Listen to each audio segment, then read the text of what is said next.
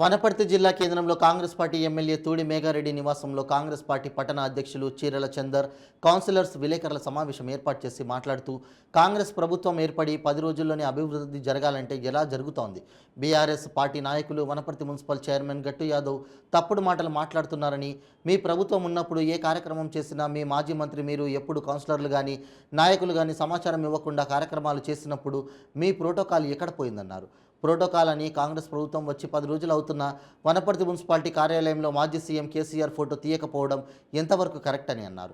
ఈ కార్యక్రమంలో వనపర్తి నియోజకవర్గం సమన్వయకర్త లక్కాకుల సతీష్, పట్టణ వర్కింగ్ ప్రెసిడెంట్ కదిరే రాముడు, మున్సిపల్ కౌన్సిలర్లు బి వెంకటేశ్వర్లు, బ్రహ్మచారి జయసుధ, మధుగౌడ్, కౌన్సిలర్ సుమిత్ర, యాదగిరి తదితరులు పాల్గొన్నారు. అప్పుడు ఎలక్షన్ కోడ్ ఉన్నప్పుడు ఆగిపోయేవి. దానిలో భాగంగా ఇది మనకు నిన్న ఎమ్మెల్యే అయిన తర్వాత మనకు ఈ పనులు ప్రారంభం జరిగింది. దీంతో కూడా మనం గట్టు ఒక ఆరోపణ చేస్తారు. ఒక ప్రోటోకాల్ ఇంత ప్రోటోకాల్ అంటే ఏంటంటే తెలుసుకో, ఫస్ట్ ఆఫ్ ఆల్ తెలుసుకోండి. ఎక్కడికి మాకు ప్రోటోకాల్ పాటించలేదు, మా ఎమ్మెల్యే గారు మాకేం చెప్తలేదు, మాకేం చేస్తారు, ఏం కదా అని చెప్పి ఇప్పుడు నిన్న ఒకటే మాట్లాడుతున్నారు, మాకు ప్రోటోకాల్ పాటించలేదు, ప్రోటోకాల్ పాటించలేదు. అసలు ప్రోటోకాల్ అంటే ఏం తెలుసా మీకు? ఇంతకు గతంలో జడ్పీ చైర్మన్ ఎన్ని రకాలుగా మీరు అవమానపరిచారు. మీరు శిలాపలకంలో పేరు లేకుండా, ఏది లేకుండా, సంబంధిత వార్డు కౌన్సిలర్ ఎవరికి సమాచారం చేయకుండా మంత్రి గారు ఏకపక్షంగా ఎవరిని కలుపుకోకుండా చేసినప్పుడు అప్పుడు మీకు ప్రోటోకాల్ జ్ఞాపకం రాలేదా? ఈరోజు మీకు ప్రోటోకాల్ జ్ఞాపకం వచ్చిందా? ఈరోజు ప్రోటోకాల్ చూసుకునే వ్యవహారం మొత్తము మనం అధికారులు చూసుకుంటారు. మేము ఒక ఎమ్మెల్యేగా మా యొక్క నాయకుడు ఎమ్మెల్యేగా పలానా అభివృద్ధి శంకుస్థాపన చేసుకుని వస్తామని చెప్తున్న భాగంలో అధికారులు మనం మీకు చైర్మన్ గారికి, వైస్ చైర్మన్ గారికి ప్రతి ఒక్కరికి సమాచారం ఇచ్చారు. కానీ ఇచ్చిన వాళ్ళు మీరు మాకు ఇవ్వలేదని చెప్పడం చాలా ఆసక్తికరంగా ఉన్నది. కమ్సకం మీరు గుండెపై చేసుకొని చెప్పుకోండి. కమ్సకం మీరు అధికారం కోల్పోయారు. కానీ మేము మా ఎమ్మెల్యే మేఘారెడ్డి గారు ఏమన్నారు, అందరూ కలుపుకొని పోయి అభివృద్ధిలో అందరూ భాగస్వామ్యం ఉన్నాం, అందరూ ప్రోటోకాల్ ప్రకారంగా అందరికి ఇన్విటేషన్ చెప్పాము, ఇవ్వమన్న మాట వాస్తవం. మున్సిపల్ కమిషనర్ కానీ, ఏఈ గారు కానీ, సంబంధించిన కౌన్సిలర్లకు, దాని తర్వాత చైర్మన్కు, వైస్ చైర్మన్కు 100% వాళ్ళు సమాచారం ఇచ్చారు. కానీ మీరేదో మేము ఓడిపోయినంత మాత్రం మేము రాకుండా ఉండకుండా మాకు ప్రోటోకాల్ ఇచ్చారు, మాకు ప్రోటోకాల్ ఇస్తారనే మాట అవాస్తవం. ఇది కమ్సకం మీరు వనపర్తి అంటే ఒక ఆహ్లాదకరమైన వాతావరణం ఉంది, రాజకీయంలో శత్రుత్వం ఉండొచ్చు, కానీ ఈ యొక్క మనకు లేదు. కాబట్టి మీరు చైర్మన్ గారు దృష్టి పెట్టుకొని అందరం కలిసి వనపర్తిని అభివృద్ధిలో తీసుకుపోదాం.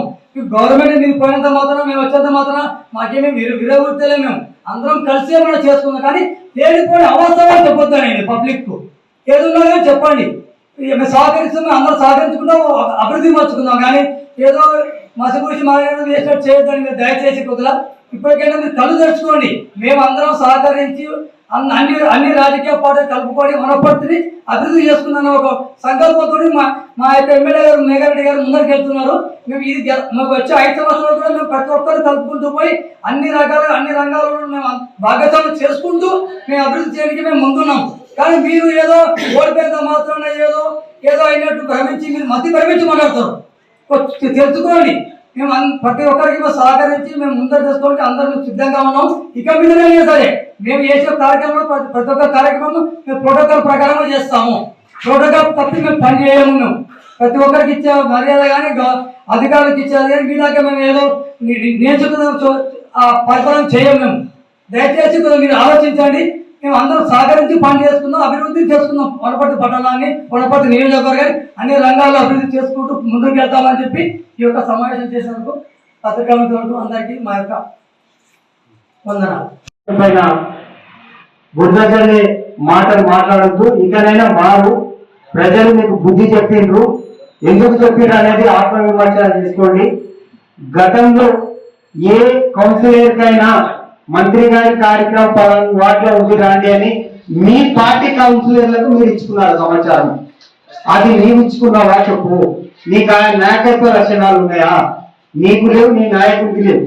లేనందుకే మీ కౌన్సిలర్లు ఎవరైనా మనస్ఫూర్తిగా హార్ట్ఫుల్గా ఇప్పటికైనా మీ నాయకుడి పైన ప్రేమ ఉందా ఒకసారి వాళ్ళని పిలిచి అడుగు, చెప్తారు వాళ్ళే అన్ని నిజాలు. మా వార్డులో పని చేసేటప్పుడు వార్డు కౌన్సిలర్ను పిలుచుకొని అక్కడ ఉన్నటువంటి సమస్యలు ఏంటి, అక్కడ ఉన్నటువంటి ఆ కౌన్సిలర్కు తెలిస్తే ఏ సమస్యలు ఉంటాయి, ఏం చేస్తే ఏ అవరోధాలు అవుతాయి అనేది ఉంటుంది. అది ఏది లేకుండా తలకి ఏది ఎక్కితే అది పోయి చేసిండ్రు. అవి ఇప్పటికీ కంటికి కనిపిస్తవి. నా వాటిలోకి రండి చూపిస్తా. తాళ చెరువు మీరు చేసిన అభివృద్ధి అంటున్నారు, అది అభివృద్ధి అంటారా లేదా అన్యాక ప్రాంతం అంటారా? నేను చూపిస్తా.